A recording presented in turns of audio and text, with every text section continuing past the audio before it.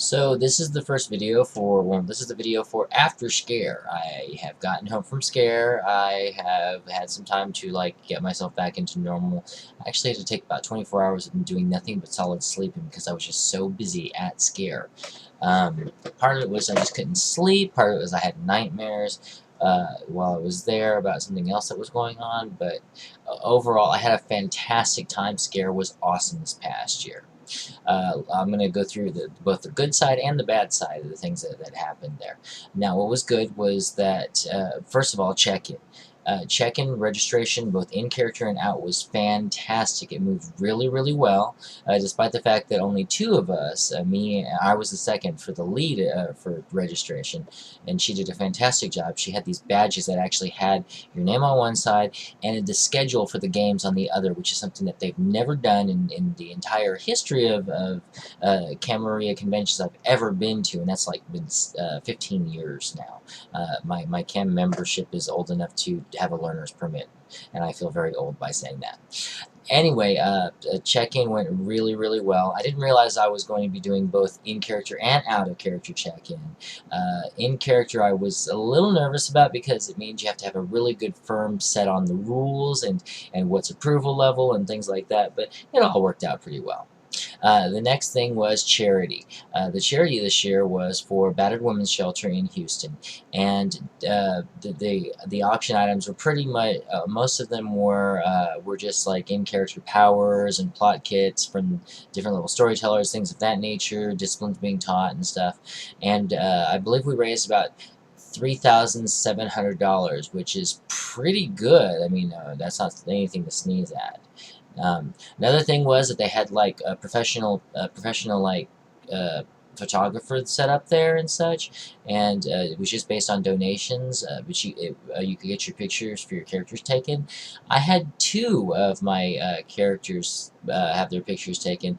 One is my mage, Connor McKnight, and I can't wait to see what that one turns out like. The second one was Kieran Richards, my Tremere. Sadly, I did not get any pictures of my Toreador Dade or my Requiem character Talon, which I'm sad about because I brought outfits for both of them. Unfortunately, I really couldn't work that because I worked so much at registration. During the times that the photographer was doing it, I was either playing or it was too late, so I didn't get the pictures of those two, but I did get it of the other two, which I'll probably end up posting on my Facebook page later. The game itself, I didn't get to play a whole heck of a lot because of the registration part. I did get to play a mage, which I'll get to. Requiem, which was okay. That's kind of on the bad side, but not for storytellers or anything like that. Danielle ran a fantastic plot for it, with her second Dakota, which I was really happy with how the plot was going. The only problem with that was a lack of storytellers. So you had a number of different groups trying to do different things that sat around doing a lot of nothing. But we did get some social role play in while we were waiting. Some people got fed up and left, but that wasn't the fault of Danielle or Dakota. That was just a logistics problem and people not being, well, can't really say that they were being patient. They waited about an hour or so before they finally just gave up and left to go get changed. Another problem with that was that it was in the middle of the day, and some people had costumes that were bulky, and it was kind of hot in that. But anyway, that was Requiem. I did get to play Cam Anarch, and I was only originally I was only going to be playing Kieran for the Tremere meeting, and then switching over to Dade, my Toreador, to deal with the rest of it, because Dade is much more social despite being deaf. The Tremere meeting was the Tremere got a vision that the Sabbat were coming. They were coming to attack. Of course, we went and told people of importance that it was going to happen. Nobody believed us. We ended up going around and going into the back, and all of a sudden this Assamite comes bursting in, and oh my God, the Sabbat are here, blah blah blah, and all of a sudden everybody jumped up and they're rushing out the door, and the Tremere kind of looked at each other and were like, "You're not going to listen to us, but you're going to listen to the Dabbler's bastards." Okay, so we took ourselves back to our nice little warded room and spent the entire time just sitting around going, wonder if we should help them. No, no, no, they didn't listen to us. Let them handle it on their own. Some of the princes did listen to us, though, fortunately. And unfortunately, one prince who didn't, he ended up getting kidnapped, but I feel no pity for him at all. The last thing, the parties. There were a number of different parties that were going on, and the parties were fantastic. I had a great time. Now, some of the things that happened at the after parties have to remain at the after parties. Nikki, if you're seeing this video, I'm sure you'll appreciate me for saying that.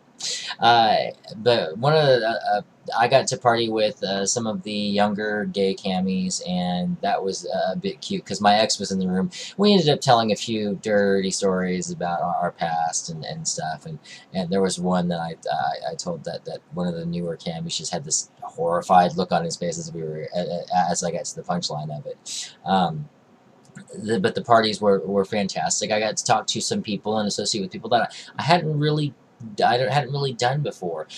Fort Worth, for instance, there was a guy up there that I ended up sitting around and talking for roughly about 3 to 4 hours about Werewolf the Apocalypse, the game, and when it comes back. Which, if it does, I am so going to go to be a storyteller for it. I don't want to play it. I want to run it, and of course, I have to run for it and stuff. But I have faith in my abilities, and I hope that the domain does too. I used to storytell for Werewolf a lot, and I love that venue.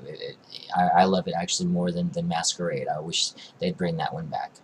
And according to what I understand, they're going to. Now, the bad stuff that happened. Sadly, my roommate that went with me, he had a series of unfortunate incidents that happened with him when we got there that culminated in him having to leave leave on Friday night. We got there on Thursday, and he had to leave Friday night because of something bad that had happened. So I ended up catching a ride back to Austin with my ex, which wasn't a bad trip. I kind of was a little apprehensive about it in the very beginning, but I kind of like, you know what? It's been 10 to 12 years at least. I think we've gotten to the point where we are okay, and I said it sarcastically because yeah, we totally are. Anyway, excuse me. Anyway, it was that part was sad. I kept checking and calling my friend and checking to make sure everything was okay with his issues and things, and it turned out to be okay, but not fantastic. Another thing that happened was during my drinking times at the parties, well, first of all, I tried being way overly friendly with the person who ran the mage game, and I think I freaked her out a little bit.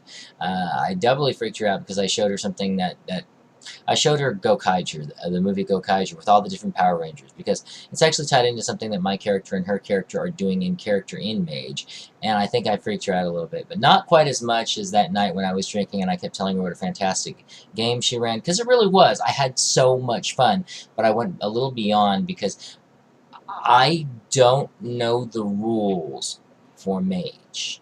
I roleplay for Mage. I have a lot of different powers and things, but I have no idea how to use most of them. I generally am a point-and-click kind of guy in terms of the other people use me as point-and-click. Can you do this? Well, can I? Try it. It works. Okay. But I don't understand the rules mechanics. I don't understand anything else about it. And so I asked her after I'd been drinking about what I should be doing or what I should be looking at, and she kind of looked at me like I'd grown a third head. And the other guy who was her friend that was there kind of told me, okay, what do you want to do? And I go, well, I don't really want to do anything but role play. Anything I do, they tell me to do, and I just see how it works. And so he gave me some pointers in that, but I really got the feeling I made her feel uncomfortable, and I was sorry about that. I didn't get a chance to apologize because she left the convention before I could see her. Um, that's basically about the long and the short on the entire event.